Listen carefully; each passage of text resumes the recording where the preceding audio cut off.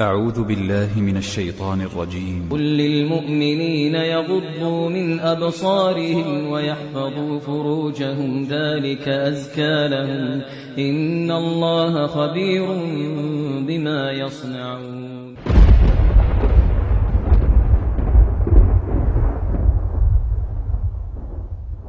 اولنی لار چې انسان زیات رسی هغه د سترګو حفاظت نه کول.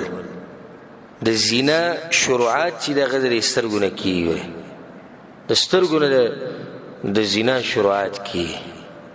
چې سړی د سترګو حفاظت نه ساتي، دغه نور د بدن د هر اندام حفاظت ساتي، خو هغه دومره فائدہ نه ورکوي. بنیاد چې دغه سره هغه د سترګې دي. د سترګو دغه شی چې د ټول کار ورانی، نو بنیاد کته دا وی چې د زنا نه په حفاظت کیم او چېرته به دې ګناه کې واقع نشم، نو د خپل سترګو حفاظت وکړي. سترګې به کوزي ساتي، خاص کر نن سبا د فتنو په دې دور کې هر طرف ته فتنې دي، نو په دې کې مؤمن د خپل نظر حفاظت کوي.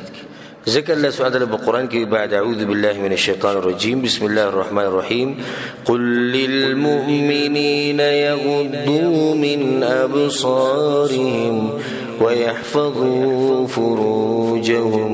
الله مؤمنان سړو ته دوی چې خپل سترګې حفاظت کوي او د خپل عورتونو حفاظت کوي. ګوره عورت د سترګې نه بعد ذکر کړي، د دلیل به دی باندې چې بنیاد د سترګې چې د سترګې خیال دی وساتو، د عورت په خیال ساتل کی. او کوم سړی چې د سترګو خیال نه ساتي، د عورت غالبا هغه په حفاظت کې نه وي. الله سبحانه وتعالى هغه پسې وقل للمؤمنات يغضضن من ابصارهن ويحفظن فروجهن. او خزو تم دا وای کوم چې مسلمانان خزيري جوړي خپل نظرونو حفاظت کوي، خپل نظرونو د کو ساتي، ويحفظن فروجهن او خپل عورتونو خیال دي ساتي. نو بغیر ضرورت بغیر وزره سړی نه روا چې هغه پردي خزي ته ووري. یو خو زنانه دي چې دغه لپاره محرم ده، هیڅ خبر نه غوي مخ ته کتیش. او کومي زنانه چې پردي زنانه حسابيږي د لپاره ناغوي ته دیني شګته الا د چې وزري ضرورتي هغه جدا مسله. خو نور بسړی او خزه د خپل نظرونو حفاظت کوي. سړی به د خپل نظر حفاظت صرف دین نه کوي چې خزو ته نه ګوري، بلکې الکانو ته هم نه ګوري. خاص کر هغه الکان چې دغوی ګیرو بریت نه راغلي، کچا الکانی دغوی د لاسم فتنه جوړي، غټه فتنه دغوی د لاسم جوړي. تر دې چې ګوره زموږ د دین مشران چې هغه امامانو په علم کې او په تقوا کې، هغوی به یوازې نه کېناستو چې د الک سره چې هغه به ګیر او برید نه و، ځکه چې یو خو د فتنه جوړېږي، بله کېدای شي څوک بدګماني وکړي. د خپل ځان حفاظت به کې زموږ په دې خلکو کې حقیقت به وایو، که څوک به خفه کېږي هسې به خفه کېږي، الله دې خوشحاله کړي. خو موږ څوک په دې نشو خوشحالولی چې حق پټ کړو. نو زمونږ په دې بعضو خلکو کې دا مرشتي چې هغوی د هلکانو د ټیغ ټیغ ګوري، که چې ته هلک رواني نه دی به سترګې 2 بجې څلور کې او ګوري را ګوري به، نو اکثر به د هغه سره رور رواني یا به سره پلار رواني، او دی به دا بدګماني کوي چې دا کسه چې د ځان له راوستی. ښه زمونږ په دې قوم کې دا مرشتي وره، دا به منئ چې کومه غلطي به مونږ کیي هغې ته به غلطي وایو. په دغه وخت پورې زموږ معاشره نشي برابر کېدی چې څوک پر موږ خپلې غلطۍ د غلطي نه ویلي. دا مرشتي چې د بعض خلک که چېرته هلک ویني د هغه ته به ټیغ ټیغ ګوري، که ته ورته وایي چې ګوره د سترګو حفاظت کوه، سترګو حفاظت خو خلک د ښځو نه کوي، دا خو سړی دی. نو ګوره چې د کوم ماشوم ګیره او برید نه راغلي، د دې د لاسه هم فتنه جوړېږي. نو شریعت تا ته دا وایي چې په دې وخت کې هم ته د خپلو سترګو او د خپلو نظرونو د دې به حفاظت کوي. او د حفاظت او بازارونو کې بازار د ځای لړ چې بازار کې غټه فتنه، ځکه د ایت ساتي حدیث کې رضی رسول الله صلی الله علیه وسلم وی په دې زمکه کې چې الله کوم زمکه بدی شغه د بازارونو د زمکه، او د الله چې په دې زمکه کوم زمکه خوخه نه غي د جمعتونو د زمکه. حتی الوسه کوشش کوو چې بازار ته لاړ نشي، الا دا اوس مثال کې د کار راشي چې راغینه بغیر گزاره نه کی، بس خیر دې کې بازار ته لاړ شي د ضرورت مطابق کار کوو. دا نه چې پالتو بګرځي د شی په سوده د په سوب ملو شي نه په اخر کې بیا راوځي، بیا بل د باز وسه آزاد وکړي. نو ګناه په ځي کې سره څنګه آزاد دي؟ دا تورورو ځان الټه خګ ځان ګناګارې اسی چې ته آزاد دي ته ځان تواکه. نو بازارو ته بغیر ضرورت مزي او که چېرته لاړ شي بازار ته نو دومره وخت پکې تېروي چې څومره ستا ضرورت وي او زر ته زر د بازار نه د وتو کوشش به کوې همیشه. بازار هغه ځای چې الله سبحانه تعالی بدي شي نو څنګه ته به یو داسې ځای کې هسې وخت تېروې چې کوم ځای د الله سبحانه تعالی بدي شي. جومات د الله سبحانه تعالی ټول نه زیات خوښي نو راشه دا خلک د دې جوماتونه چې سلام وګرځي داسې منډې وایي ته به چې د جیل کې ناست دي. د دې ځای نه به وځي ولې ځکه چې شیطان ورته دا ځای نه دی ښایسته کړی، شیطان ورته هغه ځای ښایسته کړی. نو هلته به چې د پردۍ زنانه د چا ښځه به وي، د چا مور به وي، د چا خور به وي، د چا لور به وي، به روانې دا ظالم به ورته ګوري. دا هغه انسان به ورته ګوري چې دا بې ایمانه مې او بې غیرته مې. ځکه چې کوم سړی ایمانداري او کم سړی غیرتمني نو په هغه کې دا صفت نه وي چې هغه د چېرته پردۍ خور ته یا پردۍ مور یا زنانه یا د چا لور ته وګوري نه دا کېدی نه شي. یو خو د الله سبحانه تعالی نه یېرېږي، ټول اوله خبر دی چې دې سوچ کوي چې الله معیني، او دویم دا چې د خپل مور خور سوچ هم کوي او څنګه چې کوي داسې به درسره کېږي او څه چې کوي هغه به ریبې.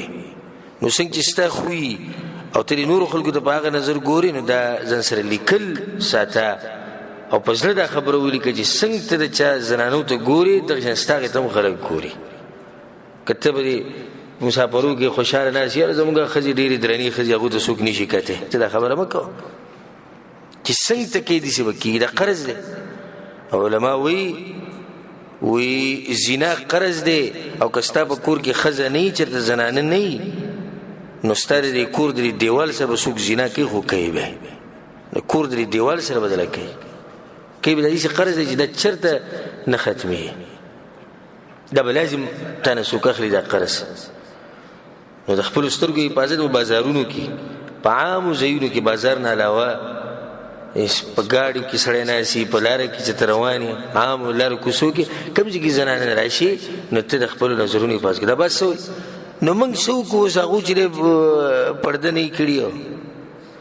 ګوره الله ویلي قل للمؤمنین یغضوا من ابصارهم، الله ویلي سړو ته ووایي چې نظرونه کوز ساتي. بیا بل ځای کې الله ویلي علیکم انفسکم، ای ایمان والو د خپل ځان سوچ کوئ. نو ما ته به ځان د جهنم نه بچ ساتو، داسې ده که نه ده؟ ما ته به خپل ځان بچ کوو، کوشش به دا کوو چې الله زموږ نه راضي شي، کوشش به دا کوو چې الله چې زموږ نه ناراضه نه شي. که نه موږ به دې ته ګورو چې دا مخامخ سړی څنګه دی. اوس یو سړی دی سینما یې کولاو کړو پای کې فلمونه لګوي او ته به کوم ناسې ډډه دې لګولې ده څه وکړو بس هغه کولاو کړی دی نو موږ ورته څه ووایو. دا څه خبره شوه؟ یو سړی بس ګناه کوي ته به سره پکې شریک. دا بعض کسان ډیره کې به مه شري، په کور کې به مه شري، ښه طاقت به یې رسي، ښه اوس به یې رسي. کشران به ټي وي راوړي دی به ورسره هم ناست هلکه بس دوی راوړل بس څه به ورته ویلی. دا هغه سړی دی چې دی ګوره هېڅ احساس یې نه شي چې دا یو ګناه ده. دا خو یو بانۍ جوړه کړې وي دوی راوړي نو د ده ورته هم زړه کېږي. لکه چېرته یو زنانه ته ویني چې هغه په غلط شکل یا هغه په بېحیا زنانه یا وریاذ بالله زناکار وي، که هغه هر څنګه ته د خپل ځان حفاظت کوه، ته د خپل ځان حفاظت کوه. دا پرېږده چې د زنانه په څنګ کپړو کې ده او په څنګ برقه کې ده. دغه شان د ټیویانو کې چې د زنانه راځي نن سبا غټه بیماري دا ده چې د دې ټیویانو د لاسه او د دې موبایلو د لاسه ګناه موږ ته ګناه نه ښکاري. دا خبره موږ بار بار کوو. نو جي موږ پکې خبرونه یینو د صحیح خبرونه ګوره 90% خبرونه چې بیانول کېږي دا څوک بیانوي؟ دا ښځې بیانوي. ښه نو په کوم ځای کې په قرآن او حدیث کې دا استثنا راغلې ده چې پردو ښځو ته مه ګورئ الا دا چې خبرونه بیانوي نو هغو ته ګورئ. دغه خیر دی، دغې ته ګورئ ځکه چې دا خبرونه بیانوي. دا په کوم ځای کې دا خبر راغلی؟ که چا ته دې استثنا معلومه وي موږ دې پوه کړي، موږ هم بیا خبرونه ګورو، موږ چې د دې اجازت شته شریعت کې وي چې دې زنانو ته پکې ګورئ. دا چې خبرونه بیانوي دا یو قسمه خاص زنانې دي. داسې بانې جوړ کړې موږ ځان له خبرونه ګورو. دا کوم چې خبرونه ګورو دا هم داسې دروغ وایي. د تجربې خبره کوم. بعض څه وایي مثال کې چینلې لګولي 900 چینلې به ډیش کې راځي، 900 یا 600 یا 300 یو به پکې چې داسې چینلې چې کله کله پکې تلاوت لګي نه دی به څه وایي بس جې دغې دپاره مې لګولی ما چې مکۍ نه ما مکۍ نه لاړ شه مکې ته، مدینې نه لاړ شه مدینې ته که 900 چینلې تا لګولي دي او وایي دغه یو دپاره مې لګولی دا نه د یو کم 900 چینلې تا سره څه کوي په کور کې دننه په دې کې نور هیڅ نشتی چې کم چې نه لاړی پای کې به یو زنانه راځي، چې کم چې نه لاړی پای کې به یو داسې هلک راځي چې هغه هلکان هم د ځان نه فتنه جوړه کړې ده، هلکان پکې میکپ یې کوي، هلکان پکې د زنانو سره ځان یو شان کړی، هغه هم یو فتنه شي. نو د خپل نظر حفاظت وکړي، د ټیویانو ته مو ګوري، د خپل نظر حفاظت وکړي، د اخبارونو کې چې کوم تصویرات د زنانو راځي دې ته هم کټګوري ناروا دي. موږ ته په دې شي چل شوی د اخبار د زنانه کومې چې د اخبار کې راځي او کومې چې ټیویانو کې راځي خبرونه بیانې، دا ګوره موږ ته صرف پردي زنانه نه ښکاري، ته به دا چې زمونږ خپلې کې څه رشته ورسره زمونږ شوی ده، دوی ته ګوره.